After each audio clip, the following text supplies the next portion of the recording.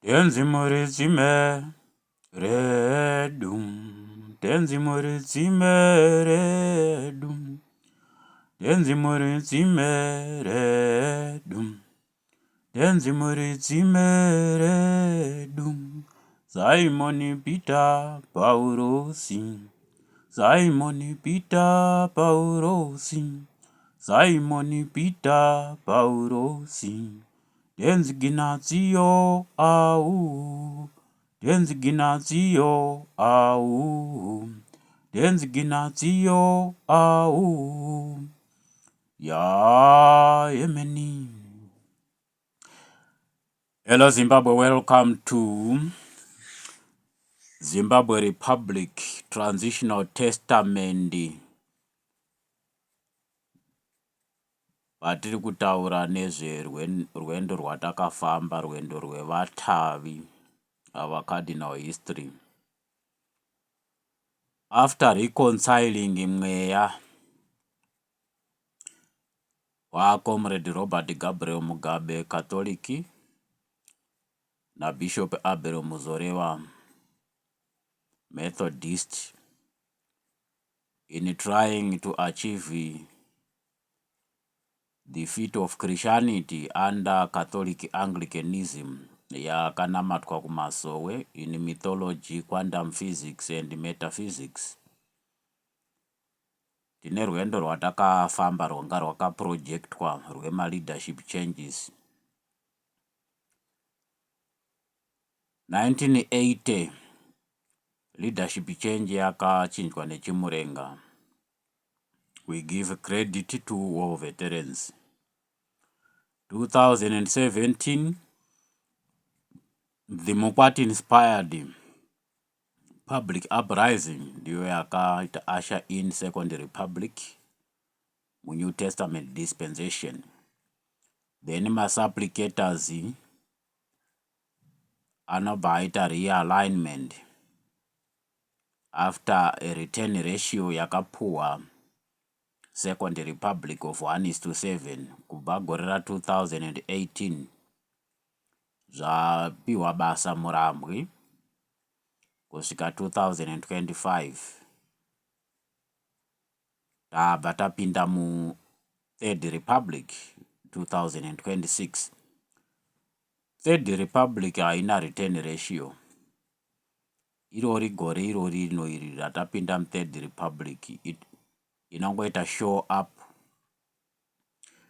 kureva kuti mukupera kwegore rino iri tinofanira kunga tatobuda mu Third Republic tamune inonzi Kingdom Nation of 7 member states dzinoconstituta Zimbabwe, Israel, Anglo-Canadian Estate yatinoti nhaka Canaan yakanamatwa.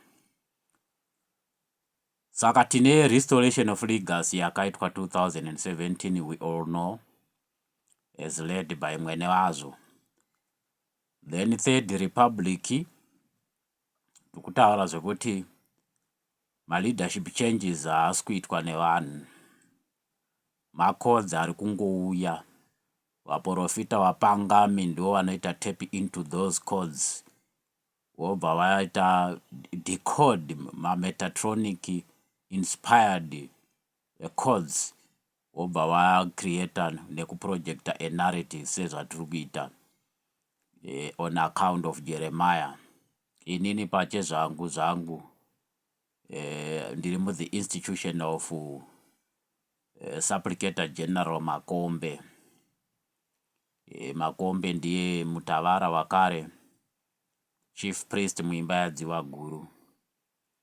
Saka ndiri kuita run around tichiita triangulate ma-narratives edu, tabata politics to decoder ma-codes e-politics, to decoder ma-codes traditional, to decoder ma-codes religious, then to generate nekuprojecta a narrative iri triangulated, which means iri kuseva both faculties of our triune testimonial humanitarian being. Saka zvakamira sokudaro panguva ino iyi takabva ma-generals ne-restoration of legacy taakupinda muma anonzi makenero. Makenero edu basa ravo panguva ino harizi rekudzokorora zvakaitwa nema-generals, makenero edu akuzarura mazambara anonzi mazambara erunyararo through peace, reconciliation, realignment of scepters and repatriation of deities commission yakakomissionwa kare kare as led by the Mutwakazi proxy Kendero Mohad VP wedu. Saka Kendero Mohad ane 5 other ari among 5 makenero apiwa basa sema Navy SEALs vanocomplimenta Marine SEALs from yatinoti Dzivaguru portal of Gurundoro Mbonga, because ndiyo inobata maportals ese ari muHarare ari very critical. Each altar ino-accesswa through a portal. Tine altar Harava ino-accesswa through Africa Unity Square. Tine altar yatinoti Heroes Acre ino-accesswa through Long Chain portal. Saka maportals ese aya maportals Mbonga, in as much as Mbonga na Gurundoro vari kuseva the chieftains of Seke. That's why Gurundoro akabanza rava Seke, but maportals Mbonga. Saka tinenge tichi operator tishandisa Dzivarasekwa as our command center Mbonga inobaya coordinator other shumbas from the feminine sekutaura kwatakaita. Saka panguva ino basa rekuti Zimbabwe Defense Forces its voice riri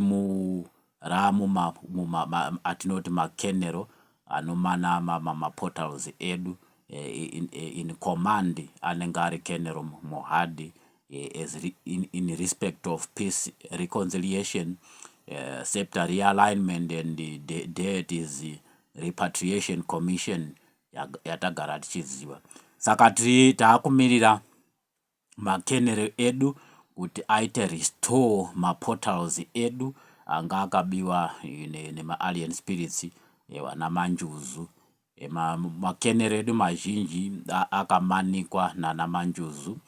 They were outwitted. Saka we need to restore them as well as restoring maportals edu through Dzivarasekwa command center with the Mbonga Gurundoro in principality.